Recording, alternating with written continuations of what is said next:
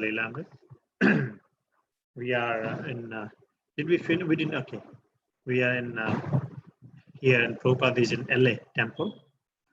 They got new temple and renovation was kind of done. The Prabhupada's room was made and new altar was made. Date has moved.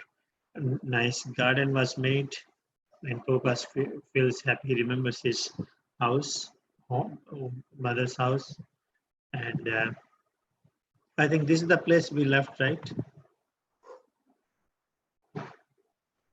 Now at the present moment, I'm concentrating my energy in this Los Angeles center as ideal for all other centers in respect of deity worship, Arati, Kirtan, and other necessary paraphernalia. As I have curtailed my moving program, I wish that many you may come here at your convenience and stay here for a few days and see personally how things are going on. And by meeting with me personally for necessary instructions, I hope simultaneously in all centers the activities will be of the same standard. Wow, what a smart idea now. The temple presidents who visited Prabhupada, most of them young men in their 20s, came with practical as well as philosophical questions. They came with their notebooks, writing down everything from the temple schedule to color schemes, noting the tunes used in the kirtans, learning how to manage a Sankirtan party, and perhaps most important of all, they would note the things Prabhupada did and the words he spoke personally to them. The temple presidents would then return to their own centers in Berkeley or Hamburg or Toronto or Sydney, glowing with ecstasy and ready to implement dozens of new standards that imbibed from Prabhupada at the Los Angeles world headquarters. Although Prabhupada still spoke of expanding his movement more and more, he seemed content to stay in Los Angeles, reaching the rest of the world through his temple presidents, his Sankirtan parties, and his books. New plans were unfolding, however, and Prabhupada again spoke of a governing body, 12 hand-picked disciples to manage all of ISKCON's affairs.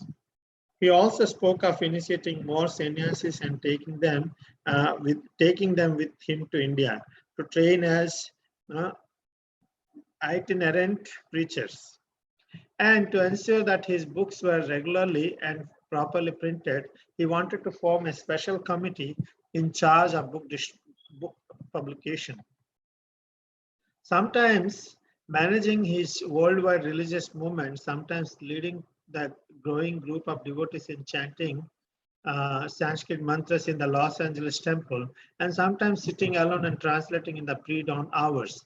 Prabhupada lived happily in Los Angeles. Wow, that's very good to know. Prabhupada had made the headquarters and things are set up. He feels comfortable. Now he used, right, rather than I travel, I set a standard here, this temple, and all over the world, people will follow, devotees, all the temples will follow. What a smart decision to make. So he invited one by one temple presidents, come here. And they used to come and they observe everything over there. They learn the standards, and whatever the standards they learn, that will also be communicated to other temples. Other temples will get that. And he also, engaged in translation, has a and teaching also, chanting Sanskrit mantras in English, leading the growing group of devotees in Sanskrit, chanting Sanskrit mantras in LA temple also. So this is very nice. I think we should do something also, Sanskrit mantras in practice in our temple, something. So Prabhupada lived happily in Los Angeles in that his content, but from there he wanted to make a worldwide, more progress. One day a record arrived from London. London devotees, who with George Harrison's help had already produced an album, had now also released a new single, Govinda. The song consists of verses Prabhupada had taught them from Brahma Samhita, each verse ending with the refrain, Govindam Adi Purusham Tamaham Brajami. Prabhupada asked that the record be played during the morning program in the temple. The next morning, after he'd entered the temple room, bowed down for the deity, and taking a seat on the Vyasa since we in the class, the record began. Suddenly, Prabhupada became stunned with ecstasy. His body shivered and tears streamed from his eyes. The devotees, feeling a glimmer of the spiritual master's emotion, began to chant Hare Krishna as if chanting japa. The moment seemed to pass slowly. Finally, Prabhupada spoke, Govindam Adi Purusham Tamaham Bhajami. He was again silent. Then he asked, Is everyone all right? The response was a huge roar, Jai Prabhupada, and he began the Srimad Bhagavatam class. Vaishnavera Kriya Mudra Vigyana Bhujaya. No one can understand the mind of a Vaishnava. Only a pure devotee can understand another pure devotee perfectly. But by observing the main activities of Prabhupada's life, we can see that whatever he did was pure service to Lord Krishna and was a perfect example of how to surrender to Krishna. He taught by precept and by example, often encouraging, even praising his disciples. He always pushed them into more and more participation in the blissful Sankirtan movement of Lord Chaitanya. But he also exposed the faults of his disciples, and these faults are sometimes great and painful to see, both for him and for his disciples. One day, as Prabhupada came into his quarters at the Los Angeles temple, he saw that one devotee cleaning his room had placed his picture upside down. A simple mistake, but indicated something wrong in the disciples' mentality. Every morning, the devotees sing prayers to the spiritual master, honoring him as the direct representative of God. How could any sincere disciple not notice that he is standing God's representative upside down? So the devotees in London with George Harrison produced another single called Govinda, which was the recitation of the verses they had learned from Prabhupada of the from the Brahma Samhita. That's what we play. Just Yeah. Govinda. Yeah. So, and then Prabhupada said, when he received this record, he said that this should be played every morning during the morning program. And he asked, and so the next morning, when he went downstairs for his lecture, and as he sat on his vyasa entering the class, the record began.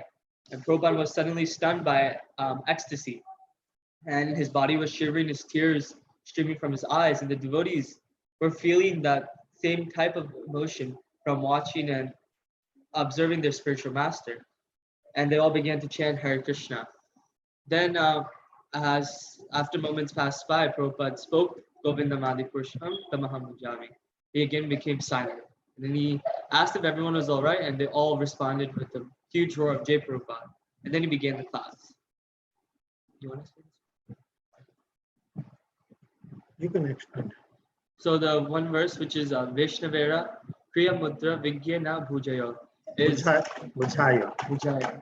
is no one can understand the mind of Vaishnava, meaning only a pure. I will explain this. Okay.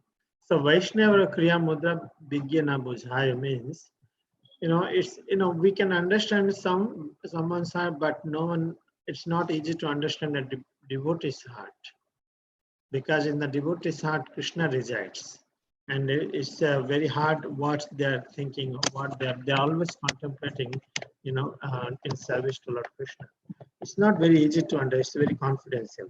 The way Krishna is confidential, devotees are also very confidential. They cannot reveal. You cannot understand. That's the whole meaning.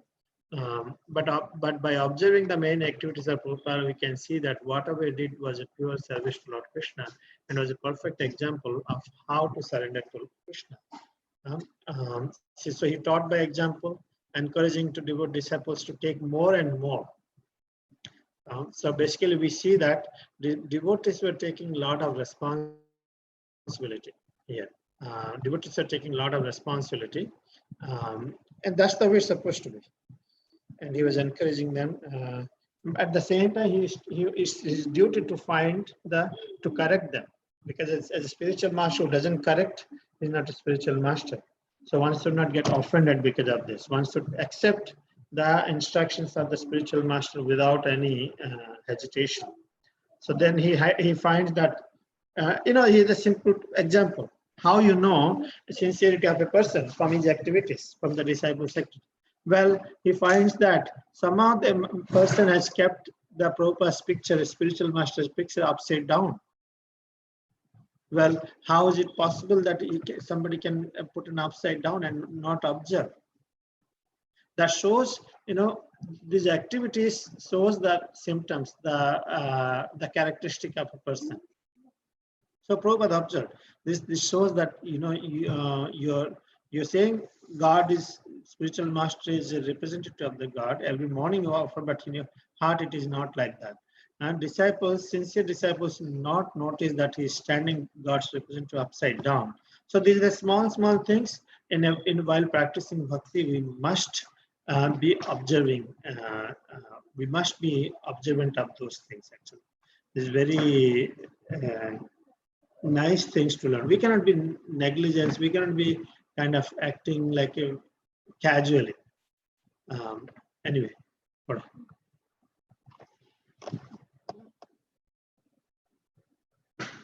Then a more serious discrepancy. Prabhupada went to the temple, greeted the deities, and went to take Charnamrit, the scented water from the bathing of the deities. It was part of his daily schedule. After his morning walk, he would return to the temple and offer obeisances to the deities while the Govinda record was being played. A devotee would then offer him a few drops of Charnamrit in his right palm, and he would sip it. He had mentioned this item of devotional service in the nectar of devotion, scented with perfumes and flowers. The water comes gliding down through his lotus feet and is collected and mixed with yogurt. In this way, this charnamrit not only becomes very tastefully flavored, but also has tremendous spiritual value. The devotees who come to visit and offer respect to the deity take 3 drops of charnamrit very submissively and feel themselves happy in transcendental bliss. On this particular morning, however, as Srila Prabhupada took charnamrit, he found someone had put salt in it. He walked the length of the temple room, took his seat on the Vyasasan, and before a room full of 100 devotees, asked, "Who has put salt in the Charnamrit?" A young girl in a sari stood and with a nervous smile said she had done it. "Why have you done it?" Prabhupada asked gravely. "I do not know," she giggled. Prabhupada turned to Gargamuni, get someone responsible. Everyone present felt Prabhupada's anger. The unpleasant moment made the pure temple atmosphere. A disciple worships Krishna by pleasing Krishna's representative, the spiritual master. Therefore, to displease the spiritual master was a spiritual disqualification. The spiritual master was not merely a principle, he was a person, Srila Prabhupada. When ISKCON Press in Boston misprinted Prabhupada's name on a new book, he became deeply disturbed. The small paperback chapter from the second canto of Srimad Bhagavatam bore his name on the cover as simply A.C. Bhaktivedanta. Omitted was the customary His Divine Grace, as well as Swami Prabhupada. Srila Prabhupada's name stood almost divested of spiritual significance. Another ISKCON Press publication described Prabhupada as Acharya of ISKCON, although Prabhupada had repeatedly emphasized that he was the founder Acharya. There had been many Acharyas or spiritual masters, and there would be many more, but His Divine Grace A.C. Bhaktivedanta Swami Prabhupada was the sole founder Acharya of the International Society for Krishna Consciousness. This is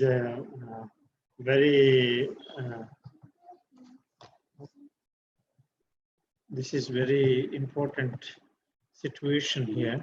Prabhupada is becoming grave now.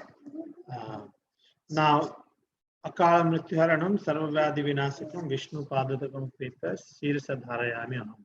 In the morning when we take Charanamrit, bath Lord Krishna with Charanamrit, and it becomes, and then we take honor that. So that frees one from Akala Mrityu. From the Akala Mrityu means it prolongs one's life, dying in less short time, short age. So Sarvavyadhi means it cleanses all the diseases also. Vishnu, Sirisadhara, then after you take it, you put in your head.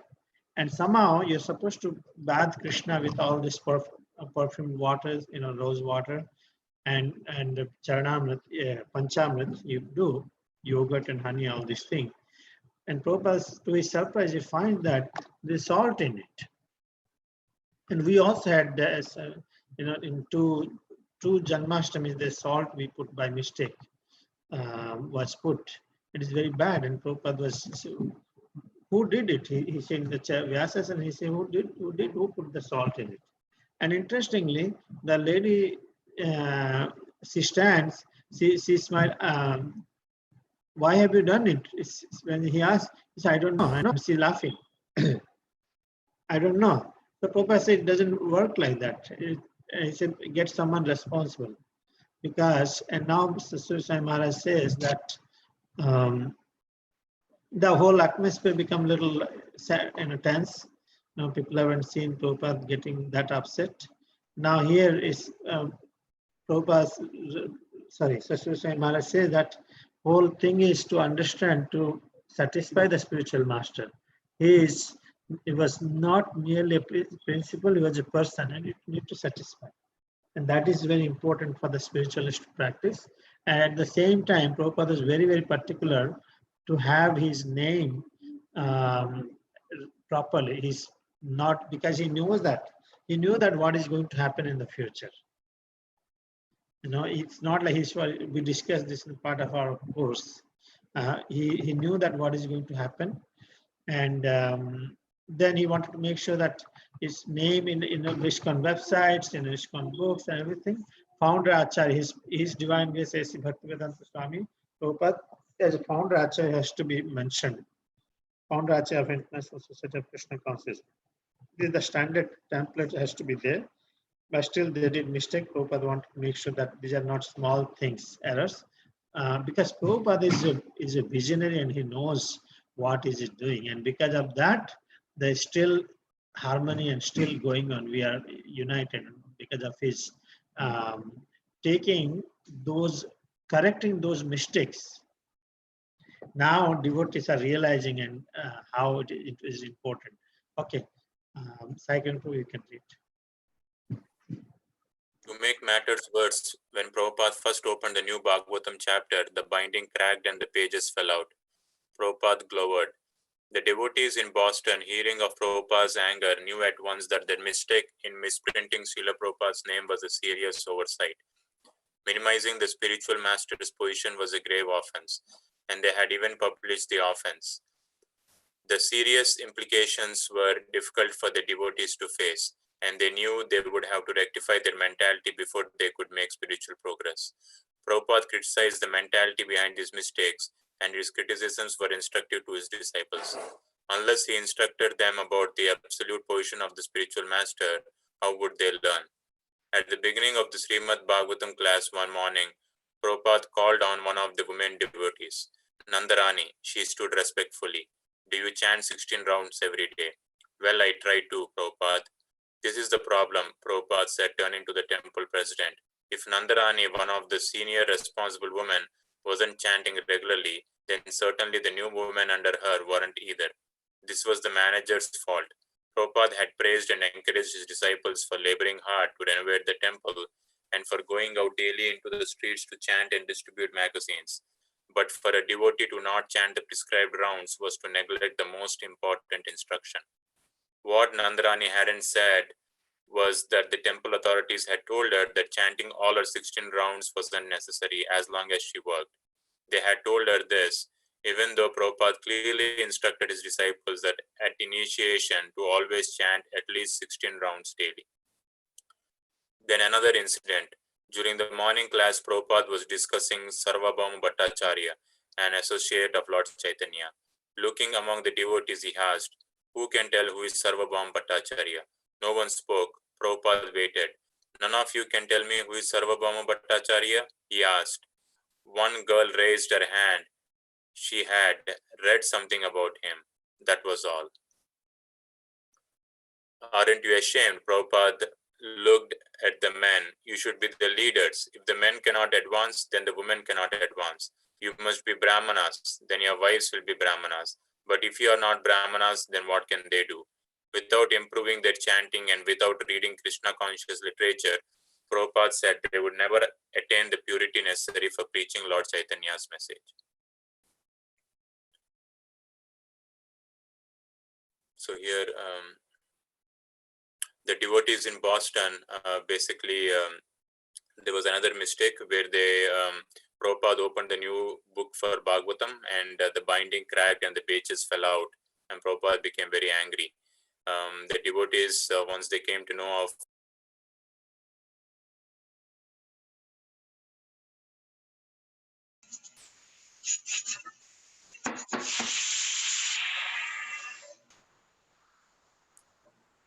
Oh, I got muted for some reason. Can you hear me, Prabhu? I think you are on mute, Prabhu. Yeah, you can go ahead. Sorry. Yeah. So the devotees, they understood, they heard about Prabhupada's angers, and they understood that it was a grave mistake, and minimizing the spiritual master's position was a big offense, and they had even published the offense. So they knew that they would have to change their mentality in order to make spiritual progress. And Prabhupada gave them instructive criticism so that they could improve. If the spiritual master wouldn't instruct, how would they learn? And then one day during Srimad Bhagavatam class, Prabhupada asked Nandarani if she chants 16 rounds, and she replied that she tries to. And Prabhupada says to the temple president that this is the problem. If one of the senior disciples is not able to chant, then how will the woman under her chant? So, and she says that this was the manager's fault. And Prabhupada praised them for working hard to renovate the temple and doing Sankirtan and book distribution. But he said for a devotee to not chant, that was to neglect the most important instruction. And what Nandaran did not mention was that temple authorities had told her that chanting all at 16 rounds was not necessary as long as she did her service. But they told this, even Prabhupada clearly instructed all his disciples to always chant 16 rounds at least at initiation. And in another incident, Prabhupada asked about Sarvabhauma Bhattacharya, if anybody can tell who is Sarvabhauma Bhattacharya. And one girl mentioned that she has read something about it. And Prabhupada basically again chided the men that aren't you ashamed? If you are leaders, you should be leaders. And if the leaders, if the men are not advanced, if they are not Brahmanas, how will the wives become Brahmanas? So, and he said without chanting and without reading the literature, they cannot attain the purity for preaching Lord Chaitanya's message. So Prabhupada is actually boiling the milk now. Boiling milk is, cultivating. I hope everybody understands that devotional service is not just cheap. Everybody's community should know how important it is to practice. Prasanthi, you want to read? Prasanthi? Yes, Prabhuji. Yeah. With the local anomalies were weighing heavily on Srila Prabhupada, he learned of strange things his disciples in India had written in their letters, and he became more disturbed. One letter to devotees in America reported that Prabhupada's godbrothers in India objected to his title Prabhupada. According to them, only Bhakti Siddhanta Saraswati Saraswati should be called Prabhupada, and they referred to Prabhupada as Swami Maharaja. Prabhupada also learned that some of his disciples were saying he was not the only spiritual master. They were interested in reading Bhakti Siddhanta Saraswati's books, as if to discover some new teaching Prabhupada had not yet revealed. Prabhupada regarded these remarks as dangerous for ISKCON. Advancement in spiritual life was based on implicit faith in spiritual master, and to Prabhupada, these new ideas indicated a relative conception as opposed to the absolute conception of the spiritual master. Such a conception could destroy all he had established. At least, it could destroy the spiritual life of anyone who held it. Though sometimes ignorant, his disciples, he knew, were not malicious. Yet these letters from India carried a spiritual disease transmitted by several of Prabhupada's god brothers to his disciples there. Prabhupada had already been troubled when some of his god brothers had refused to help him secure land in Mayapur, the birthplace of Lord Chaitanya. Although he had asked them to help his inexperienced disciples purchase land they had not compiled. In fact, some of them had worked against him. Prabhupada had written to one of his god brothers, "I'm so sorry to learn that there is a sort of conspiracy by some of our god brothers as not to give me a place at Mayapur." Prabhupada was sensitive to any threat to ISKCON. His accepting the name Prabhupada, his teaching that the disciple must approach the spiritual master as the direct representative of Krishna without attempting to jump over him to the previous spiritual masters, these things he had carefully explained to his disciples. But now, a few irresponsibly spoken remarks in India were weakening the faith of some of his disciples. Perhaps this insidious contamination that was now spreading had precipitated the blunders at ISKCON Press and even the discrepancies in Los Angeles. Talks about the relative position of the spiritual master could only be the workings of Maya, the Lord's illusionary energy.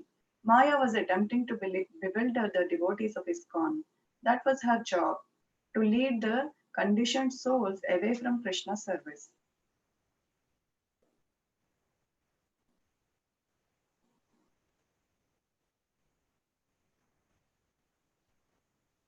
Looks like this is the threat that this chapter is mentioning about.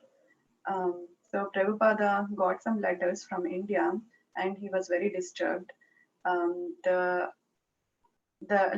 one letter to devotees in America reported that Prabhupada's god brothers objected the title Prabhupada to their spiritual master, and they felt that it should only be to Bhakti Siddhanta Saraswati and Prabhupada should be Swami Maharaja.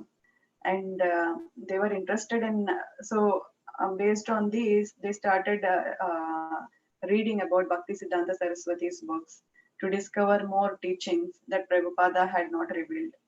And this displays some disturbance in their faith. And then Prabhupada regarded these remarks as dangerous for ISKCON, and he explains that the spiritual advancement in spiritual life was based on the faith on the spiritual master, and that is being disturbed there by their remarks. And such a conception could destroy what he has established. His disciples are ignorant. They are not trying to be malicious against him. And Prabhupada's disciples did not even, Prabhupada's god brothers did not help his disciples to secure any land in Mayapur, even though Prabhupada insisted on it. And then he even wrote a letter to his god brother saying that this is what I learned from few of the letters, and I'm so sorry to hear about this conspiracy about my god brothers. And then Prabhupada felt very sensitive to the threat to ISKCON, and he was teaching his disciples to approach the spiritual master directly and not to jump over to the other acharyas, and that faith is weakening by these contaminations and rumors being spread on him. And he accounts all this to the workings of Maya, and that is the work of Maya. Maya is attempting to take away his disciples from Krishna's service.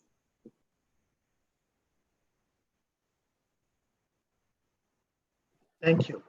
Hope everybody's learning. You're learning very nice things. How Maya acts behind, and our own people can be cause of our own destruction. Right? Everybody's devotees only.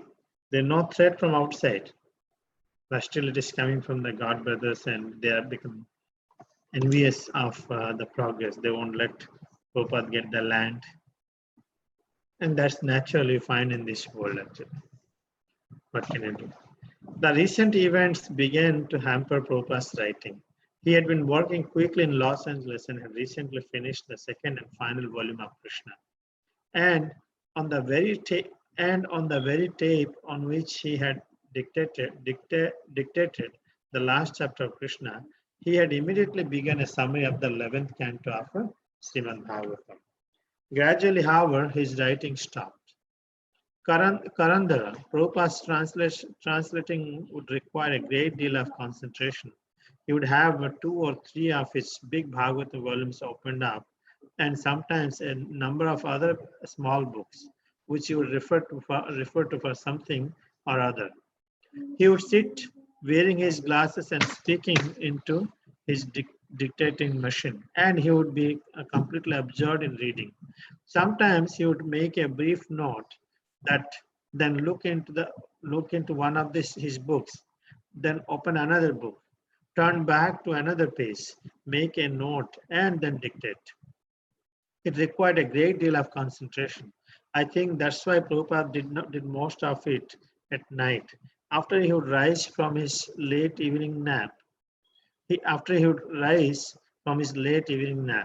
From 1 or 2 in the morning until 6 or 7 in the morning, he would be absorbed.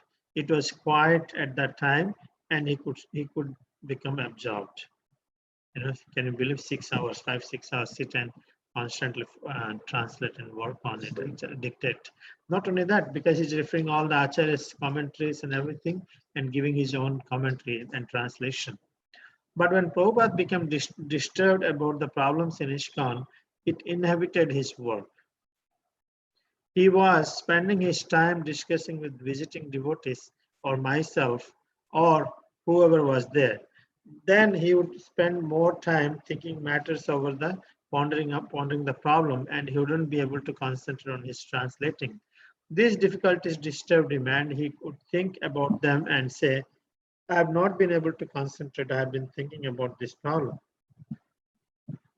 Although the spiritual master suffers for his disciples' mistakes, Prabhupada's perspective was not simply negative. He continued chanting and lecturing in the temple and inviting the leaders of his movement to visit him in the ideal center of Los Angeles. But he also corrected the diseased mentality wherever it appeared. When, for example, Gurudas wrote from London to say that he had allowed an Indian guest to lecture in the temple while sitting on Prabhupada's Vyasasana, Prabhupada immediately wrote back correcting him. I'm surprised how you allowed Mr. Parikh to sit on the Vyasasana. You know that Vyasasana is meant for the representatives of the Vyasadeva, the spiritual master. But Mr. Parikh does not come in the parampara to become the representative of the Vyas. Neither does we have any sound knowledge of Vaishnava principles. I understand from your letter that sometimes discussions on Aurobindo philosophy are done by Mr. Parikh from the Vyasasana. So I'm a little surprised. How did you allow this like this? I think you should rectify immediately all these mistakes as stated by you in the last 2 lines of your letter. I think the best thing to do is stop his class. Nonsense ought not to be tolerated. This is a very big thing, how Prabhupada could fix this thing and set a standard. Only that's why he's glorious. Not only writing books, establishing temples. It's a very hard for and ordinary devotees cannot understand this. All temples goes through this. We also have a problem, who to put, who to give who is the authority. So these all things are very much we need to be very taken care. And Prabhupada is disturbed in his mind. Worry that translate, because he all these things have disturbance which is caused by the God brothers. And it's okay, God brothers can cause disturbance, but that problems comes to the society. That's the problem. It's not that they cause the problem, because when you take association of someone else, you carry those questions, doubts in your mind, then you apply, then it becomes like a wildfire, fire everywhere. So Prabhupada is disturbed how to resolve. Even Prabhupada is disturbed.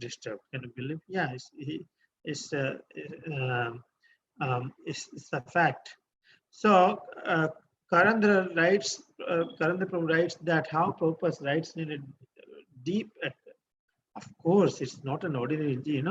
I hope when you all reading now, because all of you started reading well, so you will see there are a lot of discussions will happen in future, because you see that content, there should not be any statements should not contradict anywhere. They should all be in sync and good understanding. And Prabhupada is referring all his other acharyas commentaries, translating everything, presenting perfectly. It's really focused, and that's why he's spending at least in the night 5-6 hours of his time, so he won't get disturbed. But these things were coming to his mind while working. So for now, the translation or dictating books has been kind of hampered at this time. So he spent time in discussing with the devotees, what's happening and all these things. Now, here's what although Prabhupada's spiritual master suffers for his disciples' mistakes, Prabhupada's perspective was not simply negative. He continued chanting and lecturing everything. Then later comes from Gurudas. Yamuna Mata's husband, Gurudas, was in London, because they are in the London, and they somehow allowed this man to sit in the Vyasasana. How can you allow somebody to sit in the Vyasasana? One must represent Vyasadeva. One must represent Prabhupada. You cannot have this kind of nonsense. I'm surprised you did it, but make sure rectify this thing immediately so that it won't repeat. So that's we have to take action on this. Nipa? Huh? Okay, so yeah, go ahead, read. Shall I? Just wait, Nipa, 1 second. Gaurang wants to read it. Then after Gaurang, you can do it. Okay? In a letter from Paris, Tamal Krishna asked Prabhupada philosophical questions about the perfection of the spiritual master, and Prabhupada answered fully but sternly. A spiritual master is always liberated. In any condition of his life, he should not be mistaken as an ordinary human being. This position of the spiritual master is achieved by 3 processes. One is called sadhan siddha. That means one who is liberated by executing the regulated principles of devotional service. Another is kripa siddha, one who is liberated by the mercy of Krishna or his devotees. And another is nitya siddha, who is never forgetful of Krishna throughout his whole life. These are the 3 features of the perfection of life. So far, Narad Muni is concerned. In his previous life, he was a maidservant's son, but by the mercy of the devotees, he later on became Siddha. In the next life, he appeared as Narada, with complete freedom to move anywhere, by the grace of the Lord. So even though he was in his previous life a maidservant's son, there was no impediment in the achievement of his perfect spiritual life. Similarly, any living entity who is conditioned can achieve the perfectional stage of life by the above-mentioned processes, and the vivid example is Narad Muni. So I do not know why you have asked about my previous life, whether I was subjected to the laws of material nature. So even though accepting that I was subjected to the laws of material nature, does it hamper my becoming spiritual master? What is your opinion? From the life of Narad Muni, it is distinct that although he was conditioned soul in his previous life, there is no impediment of his becoming the spiritual master. The law is applicable not only to the spiritual master, but to every living entity. Very nice. So he was mad, he asked that type of question. I mean, it's okay, yes, but it depends on mindset. Sometimes, oh, is my spiritual master is eternal? So that's why he's asking. What is the condition? Tamal Krishna philosophy About the perfection of the spiritual master. Yeah. So, three processes. right. He's So the letter position from the is Paris. is achieved. Perfection. How perfect is spiritual master? So Prabhupada writes that spiritual master is always liberated. Spiritual, that's the primary thing. Why? And he explains the three ways the spiritual master is they're eternally liberated, or they get liberated by the mercy. Sometimes you get mercy, causeless mercy. Then you get liberated, or you get liberated by proper practicing your sadhana bhakti.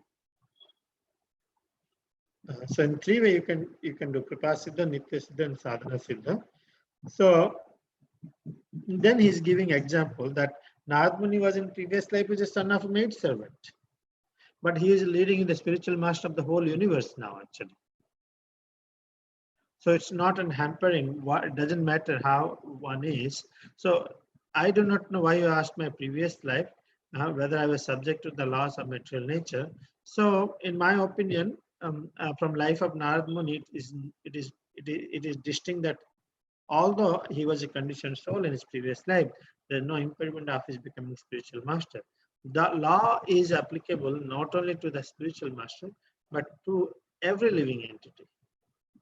So, Nipa, you can go ahead.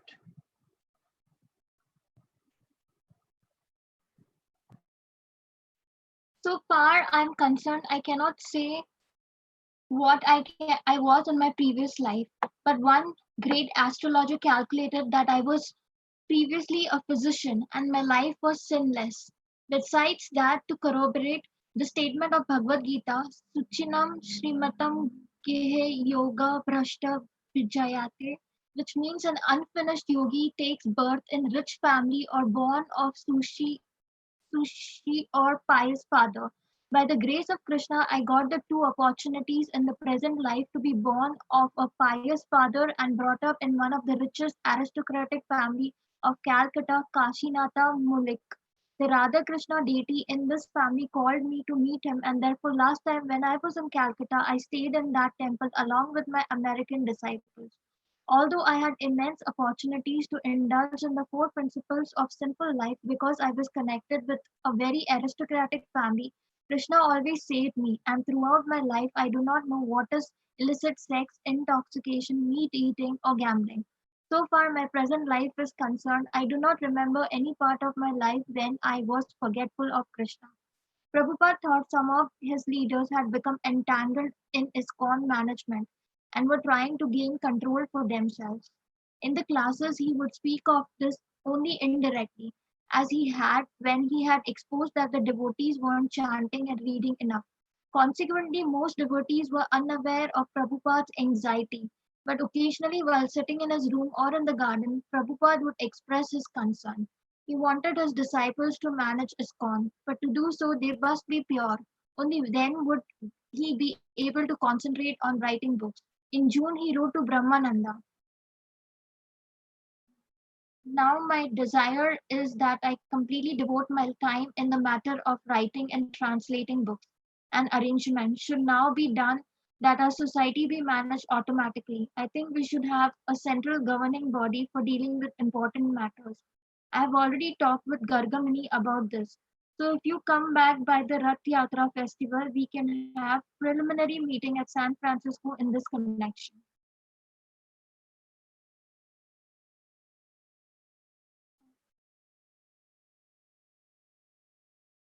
So, so yeah, here he says he's explaining that law about as long as like the spiritual life is concerned, one a great astrologer said had calculated that if I was like a previously physician, my life was sinless. And besides to that, corroborate the statement of Bhagavad Gita, there's a shloka which means that unfinished yogi takes birth in rich or a learned family. And by the grace of God, if I got these two opportunities in the present life to be born of a pious father or in a richest aristocratic families of Calcutta, the Radha Krishna deity in this family called, eh, okay, it's about called me like we are talking about, I forgot, we are talking about Prabhupada. Which one? Like it says the Radha Krishna deity in this family called me to meet him, and therefore last time when I was in Calcutta, I stayed in that temple along with my American disciples. So it's Prabhupada saying about himself. Let me read this. Just God, Vasudev little distracted me here. So here saying that Prabhupada is stating that about me, if you, because you want to know about, at least, I won't say much, but at least I had a sinless life as a physician, and the Bhagavad Gita explains that those are unfinished yogi who could not finish in their previous lives. Prabhupada is saying that, but his position is not an ordinary position. People, we don't have that ability to understand the greatness. Even Krishna was being derided.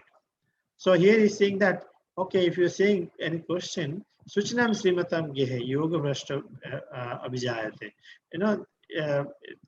Maybe in previous life also I may be some yogi or something, because that's why I take birth in a rich family or Suchi. Suchi means Brahmin family, pious father, like that. So by the grace of Krishna, I got these two opportunities in the present life to be born of a pious father and brought up in one of the richest aristocratic families of Calcutta, Kasinath Malik.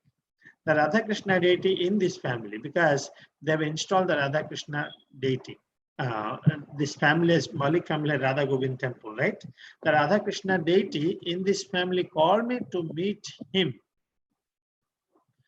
And therefore, last time when I was in Calcutta, you all remember? I stayed in the temple along with my American disciple. Remember, he was visiting Calcutta, and suddenly he felt like the deities are calling him. Yeah, Remember, I think that's what. remember. Yeah, that's when he's stating that. Called me and to meet him, and therefore last time when I was in Calcutta, I stayed in the temple along with my American disciples. So he's telling that incident now when he was in India. The deities, it seems he felt the deities are calling. That's why he went there and stayed there. Make sense? Yes, yes, yes. Now you can start from here. Although I had like immense opportunities to indulge, like he's saying, like he had opportunities to indulge in the four principle of sinful life, but since he was connected to very aristocratic family, Krishna always saved him throughout the life, and that's why he stayed away from like illicit sex, intoxication, meat eating, or gambling. And as far as the present life is concerned, he does not remember any part of his life where he was forgetful of Krishna.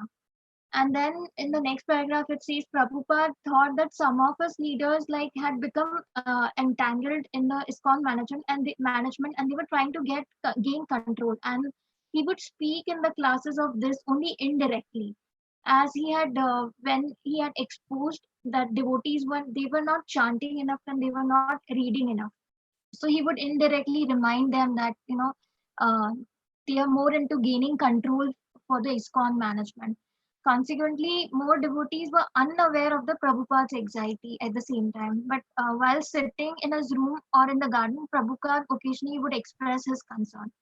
He wanted his disciples to manage ISKCON, but they must be pure. Only then they would be able to concentrate. He would be able to concentrate on writing books. In June, then he wrote to Brahmananda, and then he expresses now his desire is that he completely devotes his time in the matter of writing and translating books and arranging to show now be done arrangement should be done that our society be managed automatically. And he said he would should have a central governing body for dealing with important matters. And he's already spoken about this with Gargamuni. And so if you come back, he says, if you come back to by Rath Yatra festival, we can have a preliminary meeting at the Francisco in this connection. So basically, he's now the GBC is really finding now to deal with all these things. So he won't waste his time. So he wants to establish the GBC now. Very nice. Yes, Cyclone Pro, you can. In July, Prabhupada visited San Francisco for the 4th annual ISKCON Rath Yatra. It was the biggest festival ever, with 10,000 people joining in the procession through Golden Gate Park to the beach. Prabhupada felt ill and did not join the parade until about midway. He danced in the road before the carts as 100 disciples encircled him, chanting and playing kartals and mridangas. Afterward, Prabhupada wanted to ride in the cart just as he had done the year before, but some of his disciples restrained him. A gang of hoodlums, they said, had caused trouble earlier, and for Prabhupada to ride on the cart might be dangerous. He disagreed, but finally relented and rode in his car to the beach. At the Family Dog Auditorium on the beach, Prabhupada began his lecture. I want to thank you all for coming. Although I am not well, I felt it my responsibility to come as you have so kindly attended Lord Jagannath's Rath Yatra festival. I felt it is my duty to come and see you and address you. His voice was frail. Later in his apartment in San Francisco, Prabhupada complained that he had not been allowed to ride in the cart. As leader of the Hare Krishna movement, he should have ridden on the cart. Not only had his disciples refused him, but several disciples had prominently ridden on the cart as if in his place. Prabhupada asked the many temple presidents assembled for the Rath Yatra to meet and discuss forming a governing body to manage ISKCON. The devotees met and then reported that they thought only one of them should be elected the chief representative. They hadn't understood. The strength should be in a group, Prabhupada said, not in a single individual. Since he was ISKCON's founder Acharya, what need was there for another single leader? He asked them to meet again. So here, Prabhupada visited San Francisco for the 4th annual ISKCON Rath Yatra. It was a big festival, biggest festival ever with 10,000 people. And the procession going through the Golden State Park and to the beach. Prabhupada was not well and he joined the parade midway. And he wanted to ride on the cart, but some of the disciples did not allow him. They restrained him because some hoodlums had caused trouble. So Prabhupada disagreed, but he finally agreed and rode into the car. Then at the auditorium at the beach, Prabhupada gave his lecture where he thanked everyone to come to the Lord Jagannath's Rath Yatra. Later in his apartment in San Francisco, Prabhupada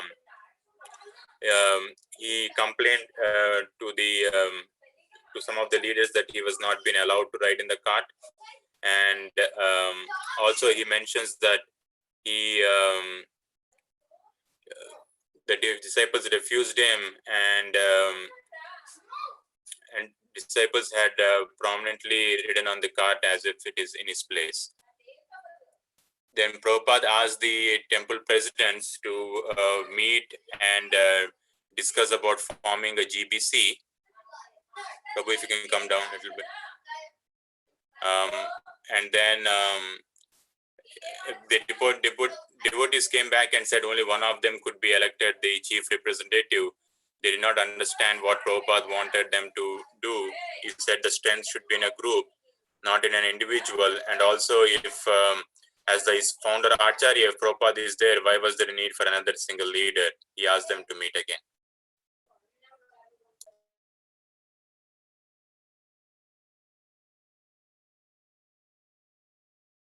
So now really Prabhupada is dealing with the real growth. The real issues is going to come.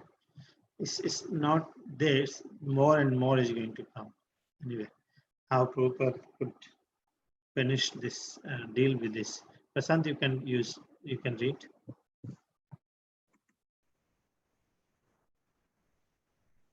Returning to Los Angeles, Prabhupada announced he would award several of his disciples the sannyasa order. The devotee community excitedly prepared for the festival. The sannyasis, Prabhupada said, would leave their temple to travel and preach. It was an unprecedented change for ISKCON, a sensation, and the devotees loved it. Although Prabhupada was awarding sannyasa to some of his most advanced disciples, he also said the sannyasa initiation was to purify these disciples and to rid them of their entanglement in material desires. He set the initiation for the end of July, 2 weeks later. One day in Los Angeles, a visiting devotee speaking with Prabhupada in his room humbly asked why Prabhupada hadn't answered his questions in a recent letter. Prabhupada remembered no such letter. Inquiring from his secretary, Prabhupada discovered that his secretary often showed incoming letters to certain temple leaders who, at their discretion, would sometimes withhold letters they considered petty and too disturbing. Prabhupada was outraged. How dared they come between him and his other disciples? How could they presume to make such decisions on their own? How could a disciple censor his spiritual master's mail? Although Prabhupada reprimanded the devotees involved, the incident only increased the already heavy burden on his mind. Again, the thought of spiritual disease transmitted in letters from India disturbed him. He found no one close to him in Los Angeles with whom he could speak confidentially about his serious minimization of the spiritual master. As his anxiety affected him bodily, he fell ill and stopped eating.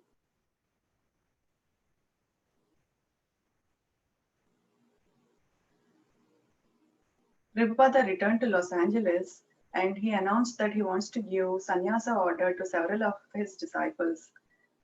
And he wanted them to travel and preach. This was a surprise change for ISKCON and a sensation, and devotees loved it. And everybody who was going to get the sannyasa order are prepared and getting ready. And then Prabhupada's intention was to get rid of their entanglement with the material desires.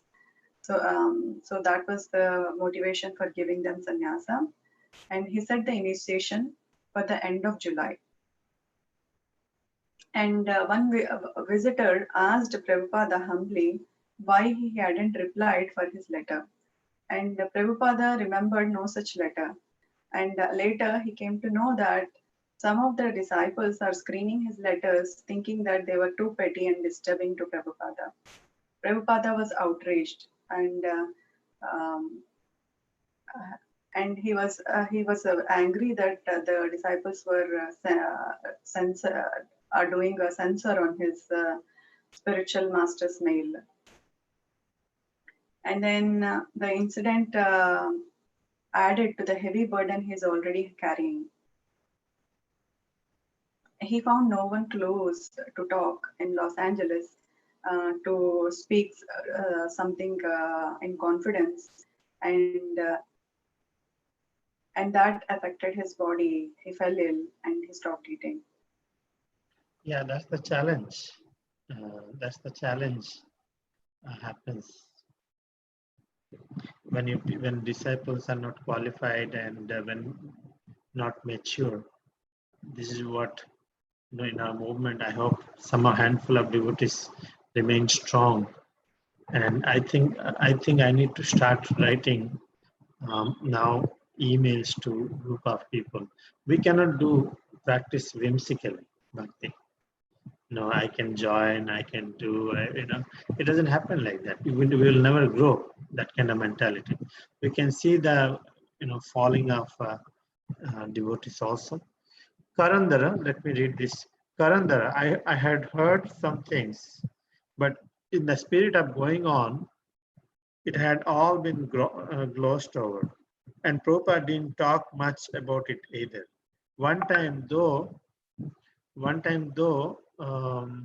I was in his room right after the sannyasis had left Los Angeles, and he asked me if I understood what had gone on. I said, well, I think so, but I didn't really know very much.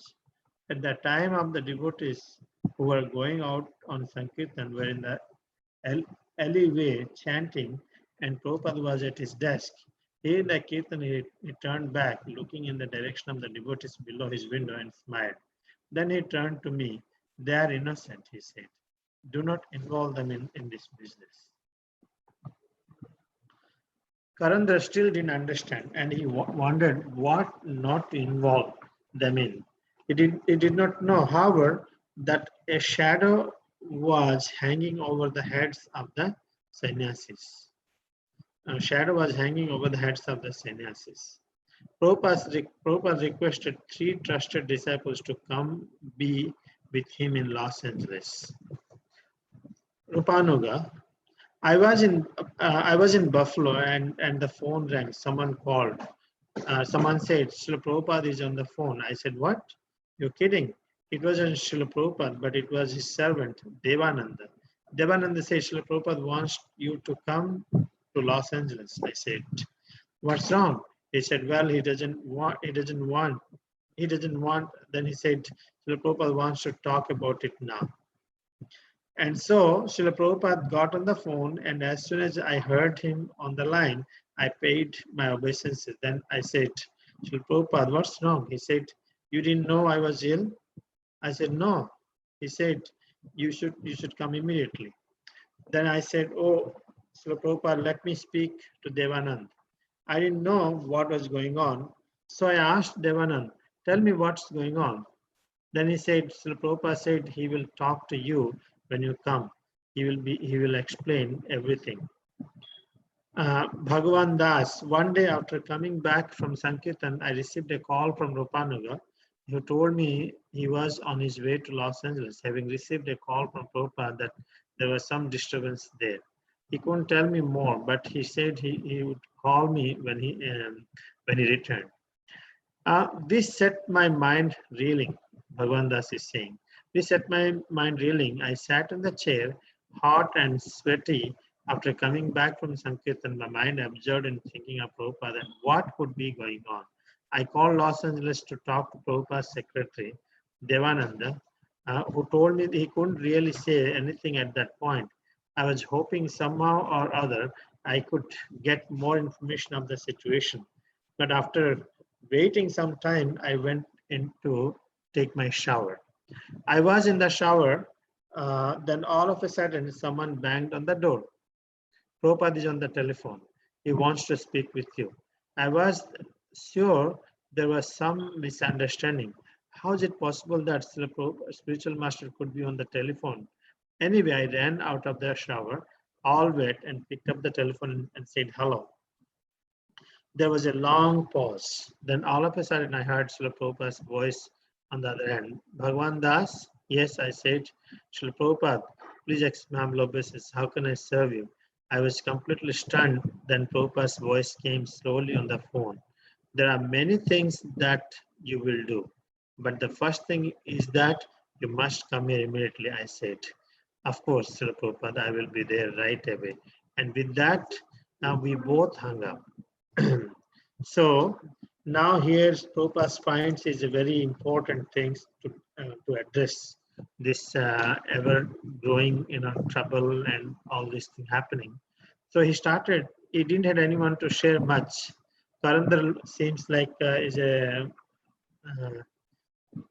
I hope he's not a personal servant. Hopefully sounds to me as a personal servant at this time. Yeah, Karandar. So he said Prabhupada said something to him. What did he say? Yeah. So Karandar, he couldn't understand what Prabhupada is really saying. But in the spirit of, okay. Anyway, so Prabhupada asked everybody to call Rupanuga, and Rupanuga was shocked that Prabhupada is calling. It's okay, I will come. And then he called Bhagavan Das. Rupanuga spoke to Bhagavan Das. Now, after that he receives call from Bhagwan Prabhupada as well. So they were very much stunned and surprised that to receive a call from Prabhupada is not very common.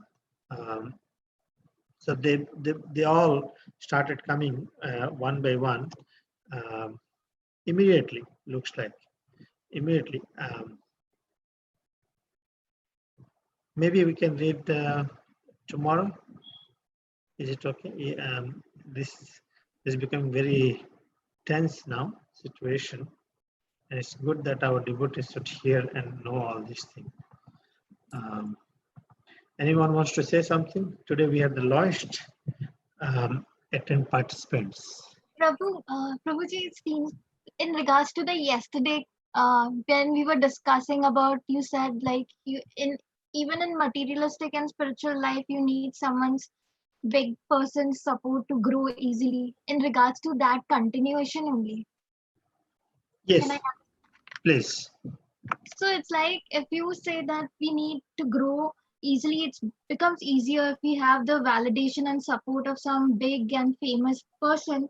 Then what to do in a situation where when that big and famous person is not pure and true and takes some kind of misuses your potential or takes advantage?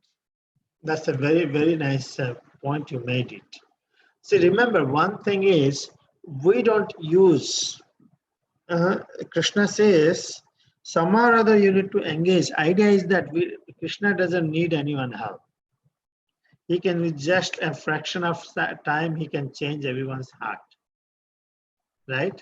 Yes. So Krishna conscious movement doesn't need any rich man and all these things. However, Krishna says that you know, Kayana Manasa Dhiya Vacha, one can be engaged in the devotional state. By engaging this person, we are engaging that ability of that man in Krishna's service. And truly, we are not helping. If we think that we are helping our movement, we are in a gross illusion at this time. Anyone who thinks that I'm helping, how a helpless can help. We are conditioned soul. And if a rich man or famous man, if he thinks that he's going to help, it's a gross illusion. He also has that. So rather, he is being helped by Krishna. He engages his ability in Krishna's service, and where that ability also belongs to Krishna. Right? But we will, as Prabhupada made it very clear, I don't know if we got disconnected for some time, Gurudas put somebody on the Vyasasana in London, a man who is not representing ISKCON. He's not a bona fide person. He put it, we don't stamp somebody. Rather, someone else takes, appreciates us. So what will happen? Other people who's his followers will get opportunity to hear Krishna. So example, a leader, Gandhi, Gandhi. If Gandhi is famous, right? If Gandhi somehow or other would have appreciated Krishna conscious movement, what happened?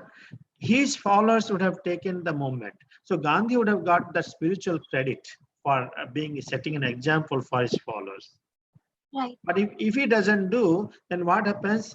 Because he sets a wrong example, he will be ruined and he will suffer for this. That's who said that? Rishabdev said, if you're a leader, if you're a father, if you're a king, if you don't take care of your followers properly, then you are responsible for you're taking their sins. Actually, you're going to suffer. But that would be the spiritual side of Krishna consciousness. What about the materialistic world? If someone does the same thing, we take validation from big people and they are not pure, and what to do in that situation? I got it. Example, what happens is, when Prabhupada compiled some of the books, Bhagavad Gita, then he wanted a testimony, right? He asked those leaders. So what happened? Because Krishna says, you can use them to promote Krishna consciousness. And if they wrote it, means they are contributing their fame for Krishna service. Make Oh. sense? Suppose one person may not be a devotee, but somehow or other he's a well-wisher, he's a sympathizer. So because he's a sympathizer, but he has a there can be so many people can be sympathizer. I don't have any material opulences, but I can offer what I have. But if a George Harrison, person like George Harrison, a person like Modi, or some person like somebody leaders, what they do, if they engage their offerings, their abilities to in Krishna's service, their name and fame, and Krishna appreciates that. Actually, ultimately, by offering that, they get perfection. By offering that, they get perfection. By rendering, by doing this, they get the spiritual credit now. So if they are not pure either in spiritual or worldly matters, and they are still, we need them as validation, and they are not We pure. don't. We really don't need them actually. But this moment, Krishna doesn't need any help. He will do by himself everything. Millions of people he can deliver in overnight. Okay. In a second. But actually it is the act. Somehow that the spiritual master engages all kind of people. Somebody compiles the book, somebody translates it, someone gives testimony, somebody so somehow or other you have to cultivate this good thing in the society by keeping Krishna. But otherwise the movement Krishna doesn't need someone's testimony or anything. It's by doing this, Krishna is happy just have a guy. He doesn't have to depend on any rich man to eat, to feed him. Yeah. He feeds everybody. That part, definitely, yes. It's like they are doing something. It's Krishna does not need anyone, but it's like, different from Krishna. If you're doing something else, like, not Krishna consciousness, to apply Krishna consciousness in the material world when you work, or even like me, if I'm a worker to someone, I need validation from big companies, big supervisors. But what if they are not pure? And Yeah, but I understand that. Oh, in that we don't need the validation. Because Vaishnava literature, they themselves are authorized by the three things: Guru, Sadhu, and Shastra. So basically, all these things you have to see. There has to be a reference. They are backed by the Shastras. You cannot just write a book. Already, books are automatically backed. You don't need any. Only thing is for the marketing point of view, to make sure, oh, this person, he is a NIPA, she is a PhD, oh, she says, she helps in propagating. But authenticity, you don't need to certify this. okay. Make sense? Yes. And Prabhu, is it okay to support or to fight for justice in today's time? And if you see some injustice going for someone, is it okay to give a support and participation in that? Somebody is going through injustice. If suppose you see it, then how do you participate in it, or you just stay away from it? I mean, depending on the situation, you can always, we are the human being, we live in a society, we understand by practicing bhakti, you get a broader picture. Yes. By practicing bhakti, by practicing Bhagavad Gita, studying Bhagavad Gita, you get a broader picture. So once you get the broader picture, you will know, the absolute truth. Otherwise, you will be supporting the relative truth. So let's read the Bhagavad Gita, study nicely, then help a person. Because otherwise, what will happen? We are trying to help a diseased person, but we do not know: am I doing right? Am I giving the right treatment to that person? Because No, we have to know that. No, we are not like fighting against, we are not declaring the culprits. We are just participating in going into the right direction to find the truth. Yes, right direction comes is, yeah, you should always help, people, you should always help the neighbors. But at the same time, it's good to have a proper knowledge backed by the Bhagavad Gita and the Shastras. That's the best thing we can do. And in this process of like participating or finding the justice, there are a lot of pains involved, and especially in today's time. So how do we in the long run endure that pain and tolerate that pain and still keep going strong? Yes. Best thing is one should do one's energy and everything for best services to spread Krishna consciousness.